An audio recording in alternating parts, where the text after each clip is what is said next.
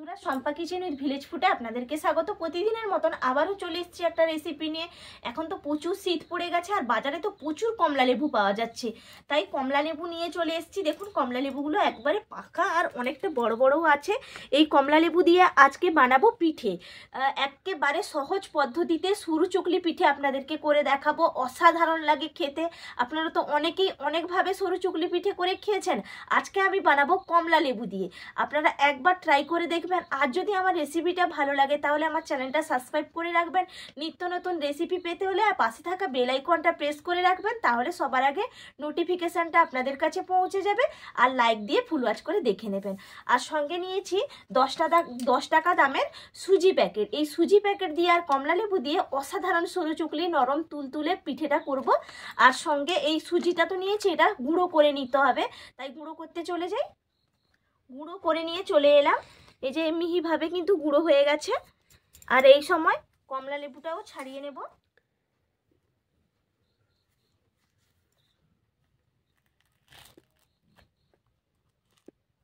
দেখুন কমলা লেবুগুলো ছাড়িয়ে নিয়েছি। আর ওপরে যেই সাদা রোঁয়াগুলো কিন্তু ফেলে দিতে হবে, পরিষ্কার করে ফেলে দেব।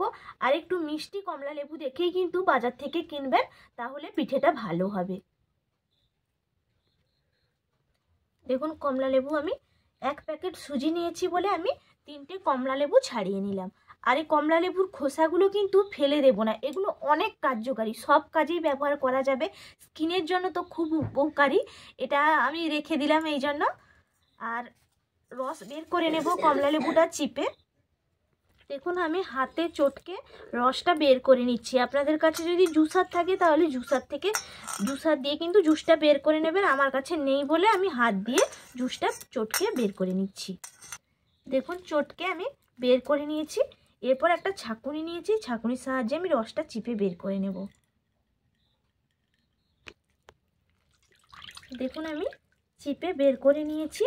পুরো 1 বাটি জুস বেরিয়েছে। দেখুন একেবারে রেডি আমার জুসগুলো।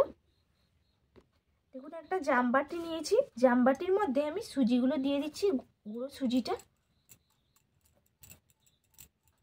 দিয়ে দিচ্ছি পরিমাপ অনুযায়ী লবণ। এরপর ভালো করে মিশিয়ে নিচ্ছি। এরপর কমলা লেবুর জুসটা যে বের করে রাখলাম, এই জুসটা দিয়ে অল্প অল্প দিয়ে আমি মাখতে থাকবো। দেখুন 1 বাটি কমলা লেবু জুসটা কিন্তু পুরোটাই লেগে গেছে, আলাদা করে আর একটুকু কোনো জল ব্যবহার করতে হয়নি। এই জুসটাই কিন্তু 1 প্যাকেট সুজিতেই হয়ে গেছে। 1 বাটি জুসে 1 প্যাকেট সুজি দিয়ে অনায়াসে কিন্তু একটা বাটার তৈরি করে নিলাম। এইভাবে আপনারাও তৈরি করে নেবেন। এরপর এটা বানাবো চলে যাই। বসিয়ে দিয়েছি, তাওয়াটা গরম হয়ে গেছে। আমি এখানে নিয়েছি লোহার তাওয়া, আপনারা চাইলে যে কোনো তাওয়া নিতে পারেন। লোহার তাওয়াতে সরু চুগলি পিঠেটা দারুণ হয়, সেই জন্য লোহার তাওয়া নিয়েছি। মাটির তাওয়াতেও ভালো হয়, আপনারা যেটা খুশি নিয়ে নিতে পারেন। আমি এখানে লোহার তাওয়া নিয়েছি। দিয়ে দিচ্ছি তেল, সাদা তেল দিয়ে আমি গরম করে নেব আর একটু ভালো করে। আর মিশিয়ে নেব পুরো তাওয়াটার মধ্যে, তাহলে সুজিটা আর নিচে লেগে যাবে না। তাওয়াটা গরম হয়ে গেছে, আমি 1 হাতা করে নিয়ে দিয়ে দিচ্ছি।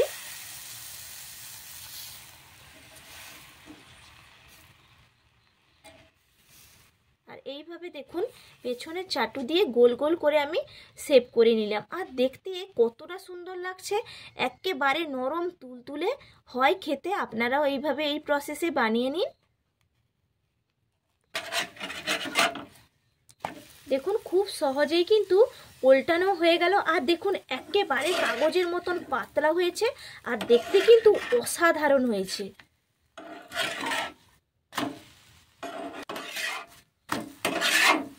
একটা পাত্রের মধ্যে নামিয়ে নিচ্ছি। একইভাবে আমি সবগুলো করে নেব।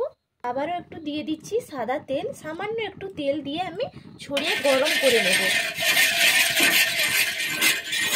আবারও 1 হাতা নিয়েছি, 1 হাতা আমি দিয়ে দিচ্ছি। এই যে হাতার পেছনটা দিয়ে আমি ঘুরিয়ে করে নেব।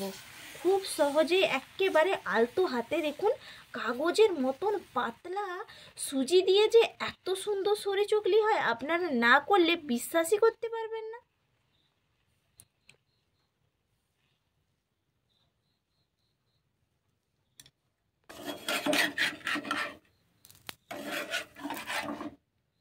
দেখুন একেবারে হয়ে গেছে, আর কি সুন্দর দেখুন হয়েছে, পুরো কাগজের মতো নরম হয়েছে আর দেখতেও অসাধারণ হয়েছে। আমি তুলে নিচ্ছি, একইভাবে আমি সবগুলো করে নেব।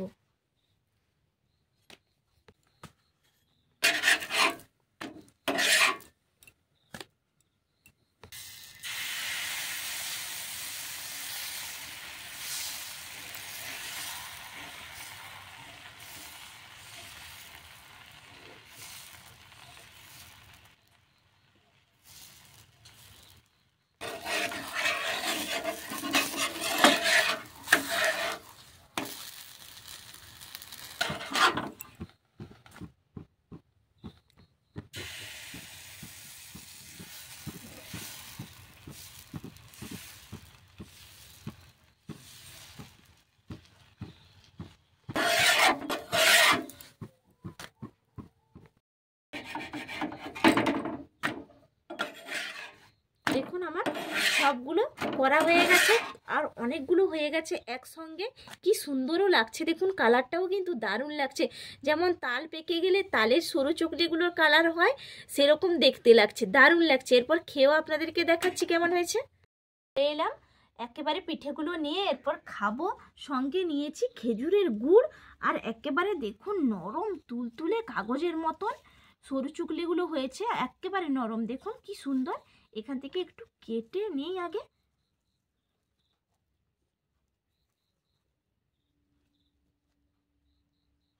খেজুর গুড়ে একটু ডুবিয়ে, শীতের সময় খেজুর গুড় থাকলে তো আর কিছুই চাই না।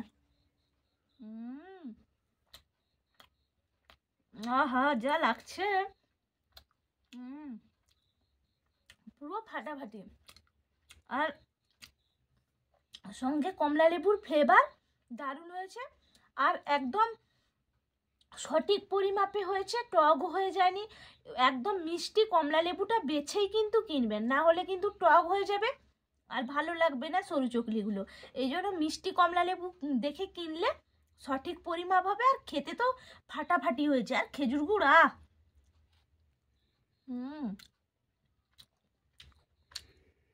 দারুণ, কোনো কথা হবে না। আপনারা এভাবে বানিয়ে অবশ্যই কমেন্ট করে জানাবেন যে কেমন হয়েছে। আর সবাই ভালো থাকবেন, সুস্থ থাকবেন, টাটা।